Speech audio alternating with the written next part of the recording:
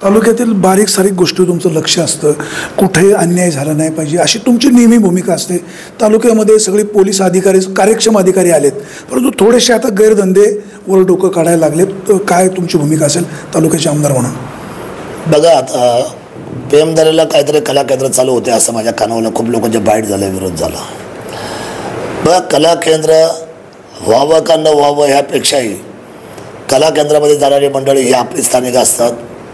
बेफाम होऊन तिथं ते दारूच्या धुंदीमध्ये इतका पैसा उधळतात का मग आपल्या स्वतःच्या जमिनी त्यांना विकावं लागतं। मला असं वाटतं की या सगळ्या गोष्टीपासून आपण दूर राहिलं केव्हाही चांगलं आहे। ते कला केंद्र नसलेली चांगली। काय होतं की आपल्याला मर्यादा कळत नाही।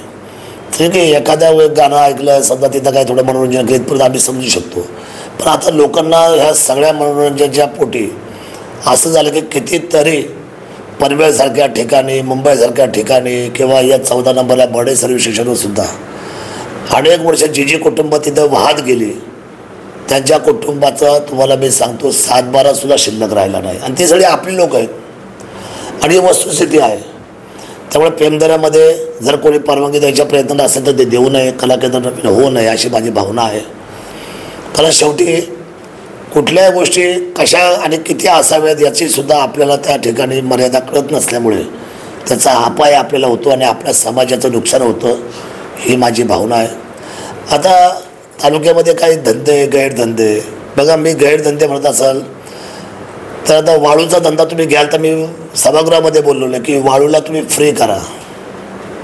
फ्री म्हणजे कसं की तुम्ही जागेवर त्या वाळूला त्या ठिकाणी त्याचे काय असेल त्या फी आकारा शासनाची, आणि प्रत्येकाला नदीवर जाऊन वाळू घेऊन जाऊ दे। त्याचं कारण असं आहे, वाळू कलेक्टरच्या पण घराला लागते, मुख्यमंत्र्याच्या पण घराला लागते, सगळ्या सरकारच्या ऑफिसला लागते। वाळू आणणारा तुम्हाला वाटतो चोर, पण त्या चेनमध्ये सगळे सामील असतात। मग त्या वाळू विकणाऱ्याला तुम्ही वाळू माफिया म्हणता। भारताची काही धोरणं, महाराष्ट्राची काही धोरणं बदलली पण पाहिजे। पण आमच्या शेतकऱ्याच्या पोरांना मुरुम झालं, वाळू झालं किंवा अजूनही काही व्यवसाय असतील त्या सगळ्यामध्ये वाटतं ते गैरधंदे वाटतात, पण काही धंद्यांच्या जोखमी किंवा काही गोष्टीची भूमिका त्यांच्या सुस्पष्ट करणं सुद्धा कायद्याची गरज आहे। जुगार, मटका, बेकायदेशीर दारू विक्री होते। बघा, मी आपल्याला सांगतो, मी कसलं समर्थन करत नाही, परंतु समाजामध्ये दोन्ही मार्ग आहेत, एक चांगला आणि वाईट। कुठल्या मार्गाने जायचं हे प्रत्येकाने ठरवायचं। अगोदर तुम्ही म्हणाल की दारू वाईट आहे, दारूचे धंदे बंद करा, पण लायसन दिले सरकारने। खोडदमध्ये बेकायदेशीर दारूची विक्री होते, शाळकरी मुलं त्रस्त झालेत। नाही, बघा, ग्रामपंचायत, ग्रामवैभव, ग्रामसभा हा मोठा अजेंडा आहे। उद्या त्या ग्रामसभा गाव एकत्र झाला आणि तो अवैध धंदा बंद पाडला तर चांगलीच गोष्ट आहे ना। पण अर्ध्या लोकांनी त्याच्यात हिट ठेवायचं, काही लोकांनी त्याला सपोर्ट करायचा, काही लोकांनी त्याच्या विरोधात राहायचं, तर गावागावामध्ये ह्या दुटप्पी भूमिका सुद्धा थांबल्या पाहिजेत। गावाने वज्रमूठ बांधली पाहिजे। एखादी गोष्ट गावाच्या नुकसानाची आहे तर ती 100% थांबवली पाहिजे। कायदा हा सर्वांना सारखाच आहे। मी आपल्याला सांगतो प्रामाणिकपणे, लोक म्हणतात की भारतात खूप भ्रष्टाचार आहे, राज्यात भ्रष्टाचार आहे।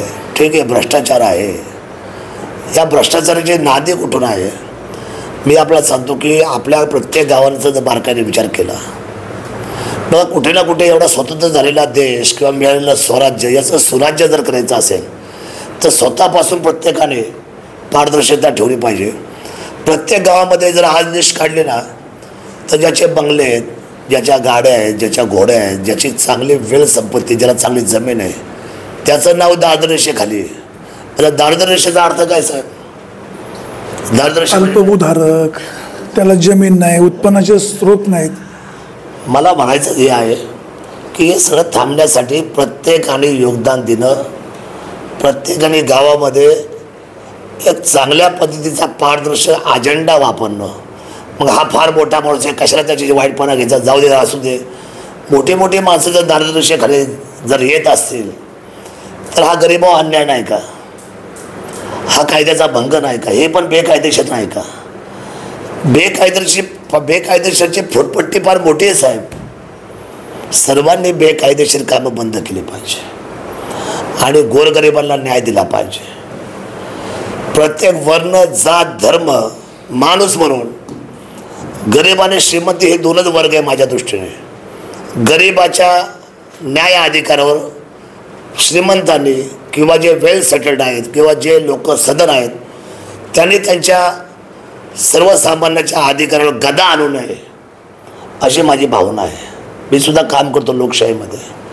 सर्वसामान्य तो अधिकार प्राप्त व्हायला पाहिजे. हे सगळं बेकायदेशीर वागणं, हे बेकायदेशीरपणा हा सगळा थांबला पाहिजे.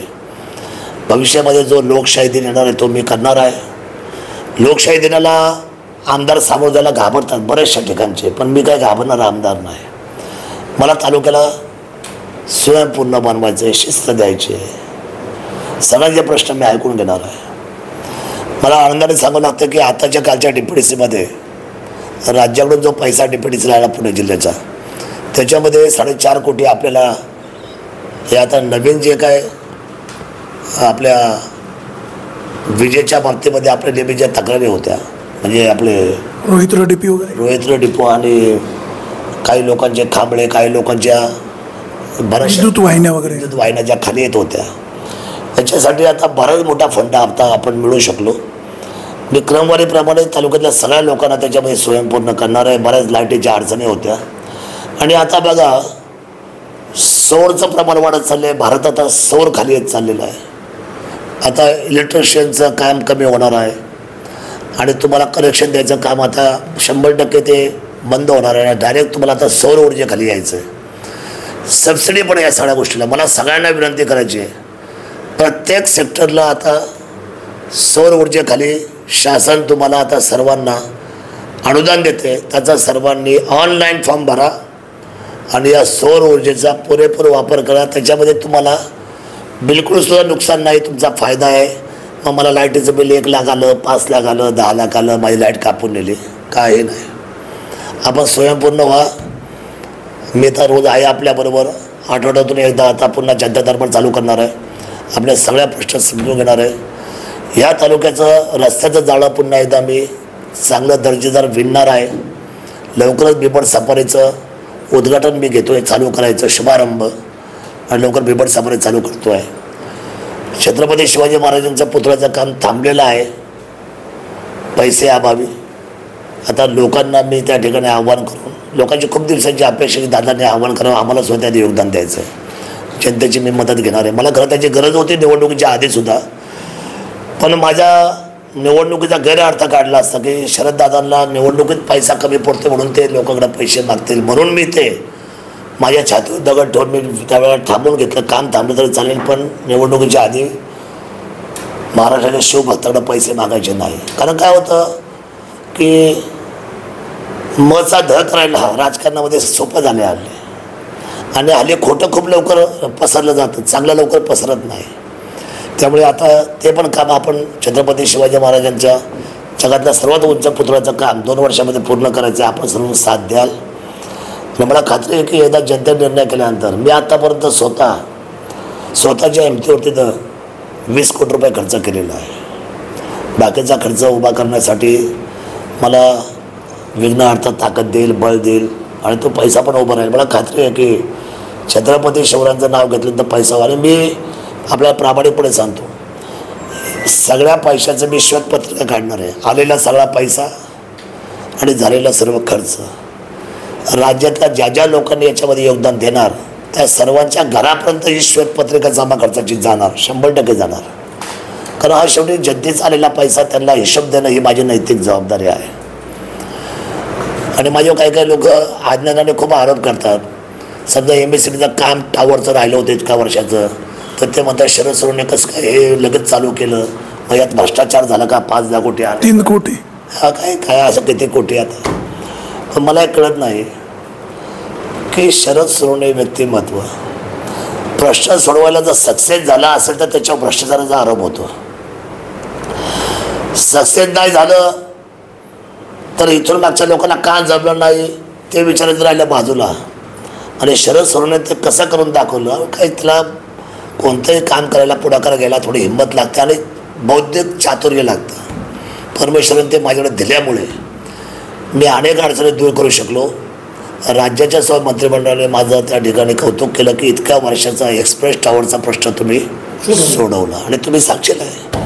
शेतकऱ्यांना विश्वासात घेऊन, प्रशासनाला विश्वासात घेऊन, अधिकाऱ्यांना विश्वासात घेऊन सगळी पारदर्शक चर्चा होती.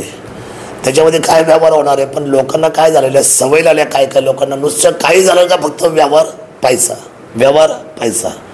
तसं होत नाही. हे नीतिमत्तेची खुर्ची आहे, छत्रपती शिवरायांच्या शिवभूमीची आमदारकीची खुर्ची आहे आणि तिचा सन्मान हा कायम राहणार आणि इथं कुठल्या पद्धतीचा भ्रष्टाचार होणार नाही आणि तो होऊन दिल्याशिवाय जाणार नाही. कायदा आणि सुव्यवस्थेचं पालन होईल आणि सर्वसामान्य माणसाला पहिलं ऐकून घेतलं जाईल आणि त्याला न्याय मिळेल एवढाच विश्वास देतो.